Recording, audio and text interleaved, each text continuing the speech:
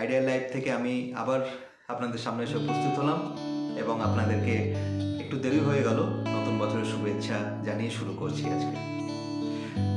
আজকে একটি ছোট্ট গল্প দিয়েই শুরু করি। একবার একজন জ্ঞানী ব্যক্তি এবং ওনার শিষ্য একটি গ্রামের মধ্যে দিয়ে যাচ্ছিলেন। তো যেতে যেতে সন্ধে হয়ে আসে।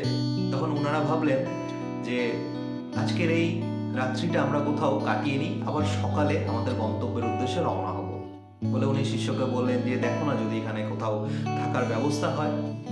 তো ওনারা দেখলেন একটি বড় মাঠে, ফাঁকা মাঠে একটি ছোট্ট বাড়ি, সেখানে আলো জ্বলছে। তো শিষ্য বলল, মহারাজ আমি একবার দেখে আসি, বা গুরুদেব আমি একবার দেখে আসি বলে সেই শিষ্যটা ওখানে গিয়ে এসে তার গুরুদেবকে বললেন যে চলুন, ওখানে এক ব্যক্তি আছে, আমি ওনাকে বললাম, ওনার কাছে আমরা যাবো, আজকে রাতটা থাকবো। তো গিয়ে দেখলেন এক ব্যক্তি একদম খুব অগোছালো টাইপের, সেভাবে ওয়েল গ্রুমড নয় আর কি। তো সেই জায়গায় উনি বললেন আসুন আসুন আসুন, আপনারা আমার এখানেই থাকুন, কোনো অসুবিধা নেই, যতদিন ইচ্ছা থাকুন। তো সেই জ্ঞানী ব্যক্তি বললেন না না, আমরা যতদিন ইচ্ছা ততদিন না, আজকে রাত্রে থেকে আমরা কালকে আবার আমাদের গন্তব্যে চলে যাব। তো সেই রাত্রে উনি মানে সেই যার বাড়িতে ওনারা ছিলেন সেই ব্যক্তি তাদেরকে খাবার পরিবেশন করে, খাওয়া দাওয়া করে গল্প করছিলেন। সেই সময় যিনি জ্ঞানী পুরুষ উনি সে ব্যক্তিকে বললেন আপনি কি করেন, আপনার কিভাবে চলে আপনার, আমি তো পরিবারে কাউকে দেখতে পাচ্ছি না। তো সেখানে তুলে না, আমার পরিবারে কেউ নেই, আমি একাই, আমার একটি গরু আছে যে প্রচুর দুধ দেয়, সেই দুধ দিয়ে আমি বিক্রি করে আমার চলে যাই, ওর জন্য আমার আর কোনো কিছু দরকার হয় না, প্রয়োজন হয় না।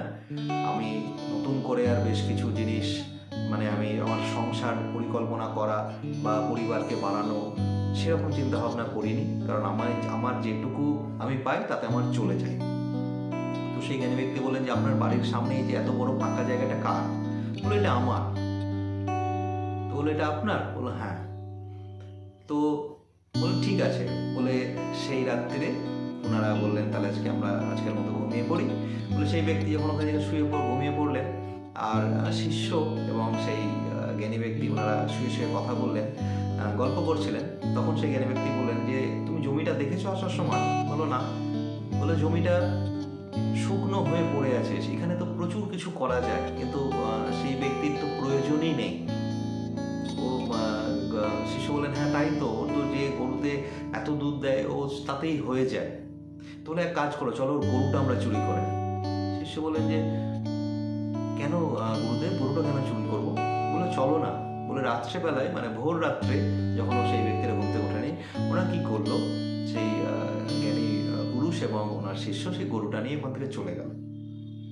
তো চলে যাওয়ার পর দীর্ঘ 2 বছর পর ওরা আবার সেই গ্রামে ফিরে এলো। দেশে সেই ব্যক্তির কাছে গেল, কিন্তু এখন আর তাকে চেনা যাচ্ছে না। দেখা মানে তার জায়গা পুরোপুরি একটা বড় বাগান হয়ে গেছে, প্রচুর বড় বড় গাছ, প্রচুর ফল। ওর বাড়িটা সেই একটা মানে কুড়ে ঘরের মতো সেই বাড়িটা নেই, এখন বড় বাড়ি, এবং খোঁজ নিয়ে জানা গেল সে এখন ওখানকার সব থেকে বড় ব্যবসায়ী। তখন সেই জ্ঞানী পুরুষ গিয়ে সেই ব্যক্তির সঙ্গে দেখা করে বললেন যে আপনি আমায় চিনতে পারছেন? সে ব্যক্তি বললেন হ্যাঁ আমার হালকা মনে পড়ছে। দিয়ে বললেন হ্যাঁ হ্যাঁ, আপনারা একবার আমার বাড়িতে এসেছিলেন রাত্রেবেলায়। দিয়ে বললেন কেমন আছেন, আসুন আসুন মহারাজ আসুন, আপনি এসেছিলেন সেই রাত্রে তা না দেখা করেই চলে গেলেন, কিন্তু আপনি যখন এসেছিলেন সেই তার পরের দিন আমার একটা দুর্ঘটনা ঘটে গেছে। তখন সেখানে ব্যক্তি বললেন কি দুর্ঘটনা ঘটেছে? বলে আমার যে গরুটা, আমার যেটা সম্বল ছিল একমাত্র, সেটা কে চুরি করে নিয়ে চলে গেছে। তখন জ্ঞানী ব্যক্তি তারপর আপনি কি করলেন? বলে আমি প্রচুর খোঁজাখুঁজি করার পর যখন আর পেলাম না, আস্তে আমার আর কোনো ইনকামের আর কোনো উপায় থাকলো না, আমার আর যখন আর চলছিল না, তখন আমি আমার এক বন্ধুর কাছে কিছু টাকা ধার দেনা করে আমি আমার এই জমিতে ছোট্ট করে কিছু চাষ করি, এবং সেই চাষ করার পর আমি দিনরাত পরিশ্রম করি, দিনরাত পরিশ্রম করার পর সেই চাষের আমি সুফল পাই, সেই ফসল ভালো ফসল হয়, সেই ফসলটা বিক্রি করে আমার বন্ধুর সেই ধার আমি পরিশোধ করি, তারপর আরও বড় রকমভাবে সেখানে চাষ করি। তারপরে সেই চাষ করার পর আমি সেই সময় বেশ কিছু এই ফলের গাছ সেখানে আমি রোপণ করি। তারপর আস্তে আস্তে এগুলো সব বড় বৃক্ষ হয়ে গেছে এবং প্রচুর ফল দিচ্ছে। এবং আজকের দিনে দাঁড়িয়ে আমি এই গ্রামের শুধু না, আমি এই জেলার সবচেয়ে বড় ফল ব্যবসায়ী। তো যাই হোক, আপনারা যেদিন এসেছিলেন তারপরেই আমার এই দিনটা এসেছে, তার জন্য আপনাদের অশেষ অশেষ ধন্যবাদ। আপনারা আবার ফিরে এসেছেন, হয়তো আমার আগামী দিন আরও ভালো হবে। তখন সেই জ্ঞানী পুরুষটা বললেন যে আপনাকে আমরা একটা জিনিস দেখতেও এসেছিলাম, যেটা দেখতে এসেছিলাম সেটা তো সত্যিই হলো, আর একটা জিনিস জানাতেও এসেছিলাম। বলুন কি? বলুন। যে আপনার সেই গরুটা আমি নিয়ে চলে গেছিলাম। তখন সেই ব্যক্তি অবাক হয়ে গেলেন। বলুন কেন? বললো আমি আপনার সামনের বাড়ির সামনের যে এই জায়গাটা দেখেছিলাম, মনে হয়েছিল এই জায়গাটা আপনাকে বলছে, আপনাকে প্রচুর সুযোগ দিচ্ছে, কিন্তু আপনি একটা কমফোর্টেবল জায়গা ছেড়ে আসতে চাইছেন না, অথচ আপনার এই জীবনটা আপনাকে ডাকছিল।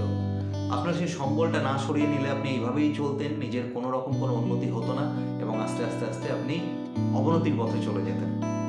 তখন সেই লোকটি তার ভুল বুঝতে পারল এবং ওনাকে প্রচুর ধন্যবাদ জানালো।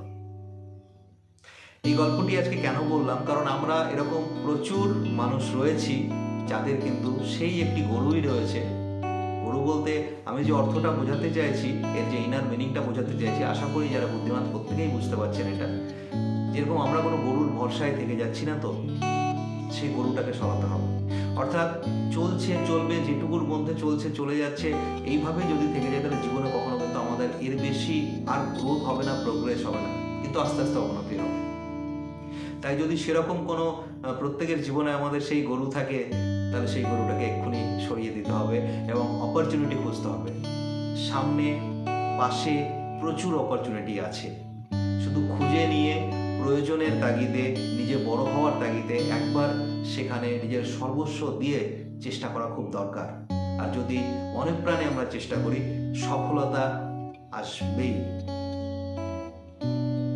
আশা করি এটা সবাই জানেন যে সত্যি মন থেকে যদি কষ্ট করা হয়, অবশ্যই আমরা বাংলায় বলি কেষ্ট পাওয়া যায়, কিন্তু সত্যিই পাওয়া যায়।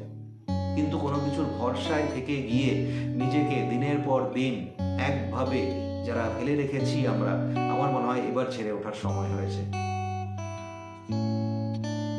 যাই হোক, আমি কাউকে তো এখানে জ্ঞান দিতে আসিনি, বাট আমি একটু আমার থট প্রসেসটাকে শেয়ার করলাম, থিঙ্কিংটাকে শেয়ার করলাম। কারণ আমাদের এই চ্যানেলে প্রচুর ভিউয়ার্স রয়েছেন যারা সত্যি এগুলো মানেন, বিশ্বাস করেন। তাদের উদ্দেশ্যে আবারও বলছি, যদি কোনো রকম কোনো আমরা অবলম্বনকে ধরে থাকি, আমার মনে হয় অবলম্বনকে খুলে ফেলার সময় এবার এসেছে। প্লিজ সবাই মিলে এবার উঠে পড়ে আমাদের কিন্তু একটা লক্ষ্যে এগোনো উচিত। যাই হোক, আবার প্রত্যেককে নতুন বছরের শুভেচ্ছা। সবাই ভালো থাকুন।